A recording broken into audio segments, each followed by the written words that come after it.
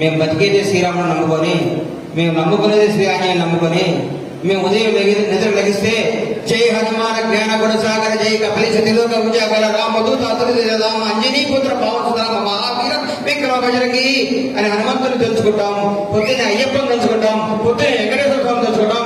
ముస్లిం సోదరులు వస్తే నమస్కారం పెడతాం, క్రిస్టియన్ సోదరులను గౌరవిస్తాం, ప్రతి మతాన్ని గౌరవిస్తాం, ప్రతి ఒక్కరిని ఆదరిస్తాం. మాకంటే హిందువులు ఎవరూ లేరు, మీరు హిందూ పేరు చెప్పుకుంటున్నారు, మా అనుగుణంలో మా రక్తంలో హిందుత్వం ఉంది, కాంగ్రెస్ పార్టీ హిందూ పార్టీ అని చెప్పారు. రాహుల్ గాంధీ గారి గురించి, సోనియా గాంధీ గారి గురించి, కాంగ్రెస్ కుటుంబం గురించి మీకు మాట చెప్పాలి. వడివడి అడుగులు వేస్తున్న రాహుల్ గాంధీ నడుచుకుంటూ వస్తే నానమ్మను దారుణంగా చంపింది ఈ టెర్రరిస్టులు.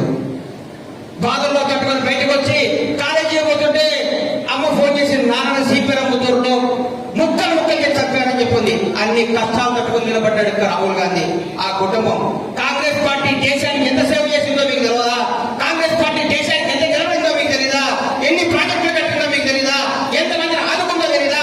భారతదేశానికి స్వాతంత్రం తీసుకొచ్చిన party Congress party. Doctor Ambedkar ఆశయాలు నిలబెట్టిన పార్టీ కాంగ్రెస్ పార్టీ.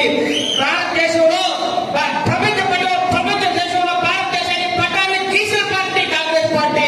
అందరినీ సగౌరవంగా గౌరవించి అభిమానించి అందరినీ హక్కులు చేసుకున్న పార్టీ కాంగ్రెస్ పార్టీ. కాంగ్రెస్ పార్టీకి ఓటేయడం గర్వం, కాంగ్రెస్ పార్టీ కార్యకర్తలు చెప్పుకోవడం నిజాయితీ, నిర్భయంగా నేను కాంగ్రెస్ కార్యకర్తను అని చెప్పుకుంటా. అడిగిండు, అరే నువ్వు టీఆర్ఎస్ బీజేపీ గారు రోజు కాదని. నేను పుట్టింది కాంగ్రెస్ వాడుగా, నేను చచ్చేది కాంగ్రెస్ వాడుగా. నాకు పార్టీలు మారటం, పార్టీల కోసం నిలబడటం తెలియదు. నేను రాజకీయాల్లో ఉంటే కాంగ్రెస్ లో ఉంటా, బయటికి పోతే పోతాయని సస్తే కూడా కాంగ్రెస్ రాని. ఎందుకంటే ఈ మూడున్నర రంగు పార్టీ కాంగ్రెస్ పార్టీ. కాంగ్రెస్ కార్యకర్త చెప్పుకునే 11 నాకు ఏ గొప్ప పదవి వద్దని చెప్పిన. అట్లాగే మంది ఒక రాజకీయ నాయకుడు కావాల్సిన 3 లక్షలండి. ఆయన మీద ఆయనకు బాగా నమ్మకం ఉండాలి. ఆయన దగ్గరికి వచ్చే ప్రతి కార్యకర్త ఆయన నమ్మాలి. వచ్చిన ప్రతి కార్యకర్త ఆయన మర్యాద పర్వాలేదు.